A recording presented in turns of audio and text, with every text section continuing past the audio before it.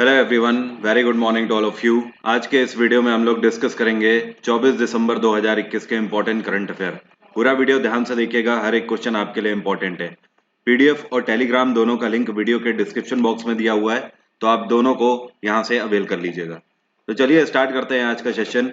और पहला क्वेश्चन है, ये कौन सी राज्य सरकार है जिसने अभी हाल ही में ट्रांसजेंडर्स के लिए पुलिस में रिजर्वेशन लॉन्च किया है? तो ट्रांसजेंडर्स को पुलिस में आरक्षण दे रही है कर्नाटक सरकार। कर्नाटक सरकार ने यहाँ पर कितना परसेंट आरक्षण दिया है? तो आपको ध्यान रखना है, 1% आरक्षण दिया है ट्रांसजेंडर्स को, चाहे वो किसी भी तरीके की पुलिस रैंक हो। और कर्नाटक में इस टाइम पे सरकार किसकी है? बिसावराज बोमई की सरकार है। केरल में पिनाराई विजयन की सरकार है। तमिलनाडु में एमके स्टालिन की सरकार है। और आंध्र प्रदेश में वाई एस जगन रेड्डी की सरकार है। अगला क्वेश्चन है, अभी हाल ही में ब्रह्मोस एरोस्पेस लिमिटेड के नए सीईओ और मैनेजिंग डायरेक्टर के रूप में किसको अपॉइंट किया गया है? तो ब्रह्मोस एरोस्पेस लिमिटेड के नए सीईओ और मैनेजिंग डायरेक्टर बनाए गए हैं अतुल दिनकर राणे। अब यहाँ पर समझ लीजिए, ब्रह्मोस एरोस्पेस लिमिटेड क्या है? ये बेसिकली भारत और रशिया दोनों को मिलाकर बनाया हुआ एक ज्वाइंट वेंचर है, जिसकी स्थापना करी गई थी 1998 में, और इसका हेडक्वार्टर है नई दिल्ली। और ये जो वेंचर है, ये बेसिकली भारत सरकार रशियन गवर्नमेंट की मदद से चला रही है, या फिर आप ये बोल सकते हो कि ब्रह्मोस मिसाइल को बनाने में रशियन गवर्नमेंट इंडियन गवर्नमेंट की मदद करती है। अगला क्वेश्चन है, who has been appointed as BWF athletes commission member? अभी हाल ही में badminton world federation athlete commission के मेंबर के रूप में किस भारतीय को अपॉइंट किया गया है? तो ये हैं पीवी सिंधु। पीवी सिंधु को नया मेंबर अपॉइंट किया गया है badminton world federation athletic commission के मेंबर के रूप में। अब यहाँ पर अगर BWF की बात करें, बैडमिंटन वर्ल्ड फेडरेशन की, तो इसकी स्थापना करी गई थी 1934 में, और इसका हेडक्वार्टर है कुआलालंपुर।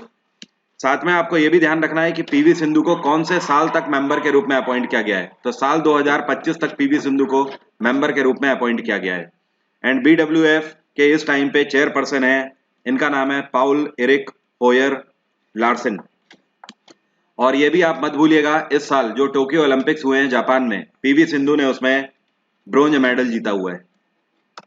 अगला क्वेश्चन है, who has announce the launch of a mobile application for live telecast of parliament?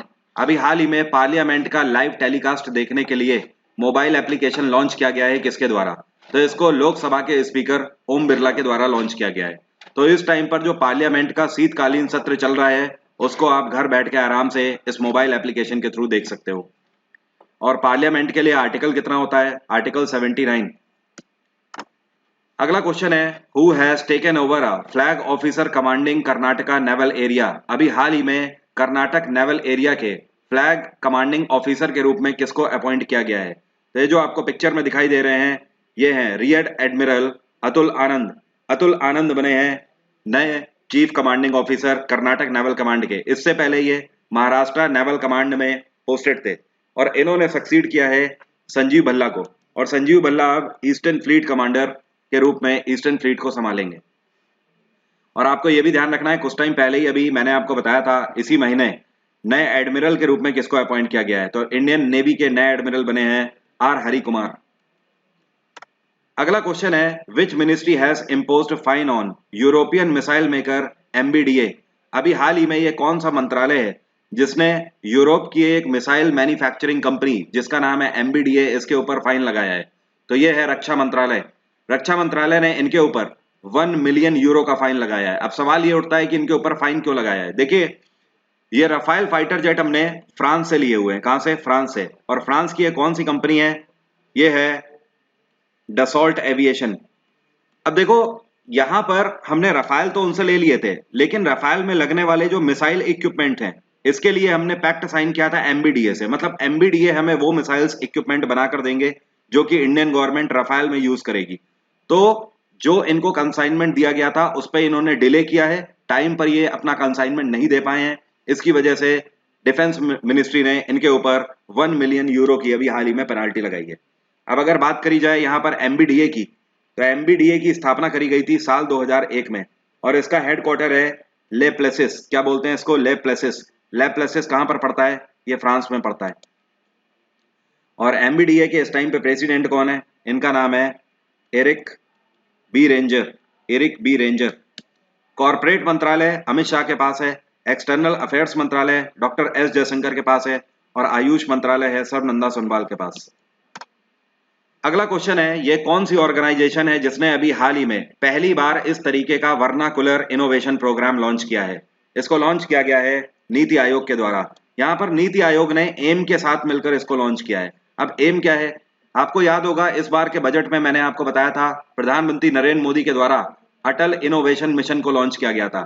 इसके तहत पूरे भारत में जो यंगस्टर हैं उनको एंटरप्रेन्योरशिप के लिए मौका दिया जाएगा।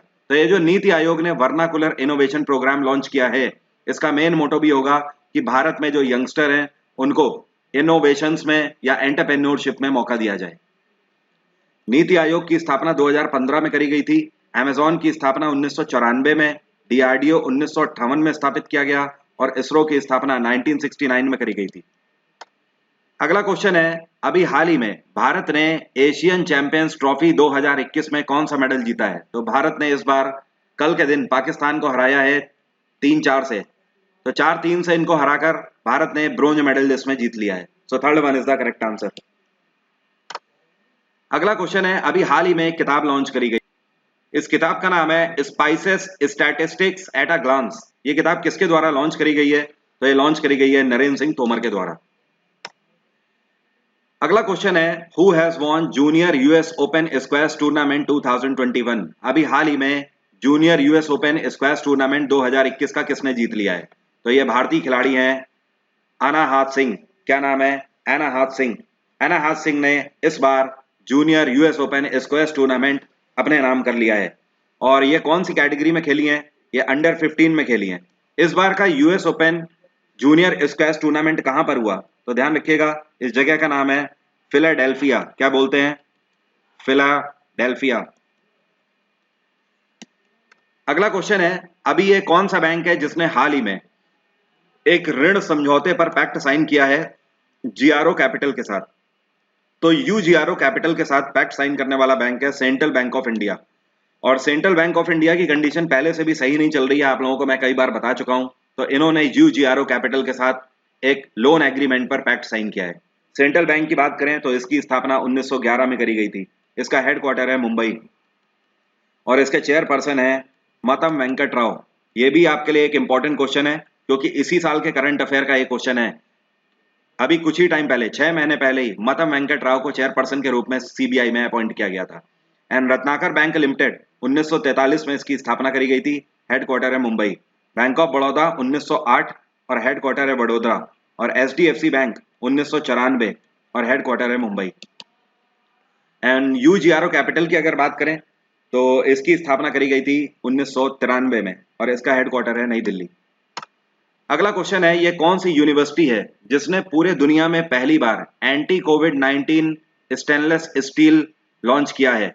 ये एक ऐसा स्टील है जो कि एंटी कोविड के जो रेस्पिरेटरी सिंड्रोम है उनको क्या करेगा? डिस्ट्रॉय कर सकता है। तो ये यूनिवर्सिटी ऑफ हांगकांग के द्वारा लॉन्च किया गया है। अब देखिए, ये इस तरीके का स्टेनलेस स्टील इन्होंने बनाया है कि जिसमें अगर कोविड जम्स भी हैं, कोविड वायरस के सिंड्रोम्स भी हैं, तो ये उसको अपने आप ही किल कर देगा। इसके अलावा ये H1N1 वायरस को भी किल कर सकता है। अब सवाल उठता है कि स्टील में आखिर इसका क्या यूज है? देखिए, आज की डेट में जो लिफ्ट वगैरह में अगर बात करी जाए हैंडल्स की, या फिर जो स्टेयर्स होती हैं, जो आपके घर में सीढ़ियां बनी होती हैं, उसमें भी स्टेनलेस स्टील के ही हैंडल्स यूज किए जाते हैं। तो लोग उनको पकड़ के चढ़ने में यूज करते हैं। तो इसी से सबसे ज्यादा कोविड फैलता है, टच करने से। ओके, तो कोई भी व्यक्ति अगर उससे टच करके निकल रहा है, तभी आपको कुछ टाइम पहले गाइडलाइन भी आई थी कि स्टेनलेस स्टील या फिर आयरन से बनी हुई कोई भी अगर इस तरीके की ग्रिल्स हैं तो आप उनको मत टच कीजिए। तो इस स्टेनलेस स्टील की मदद से ऐसा हो पाएगा कि आप लोग इस स्टील का यूज कर पाएंगे। इस स्टील का यूज करने का सबसे बड़ा फायदा है कि कोविड-19 के वायरस को ये क्या कर देगा? इनइफेक्टेड कर देगा।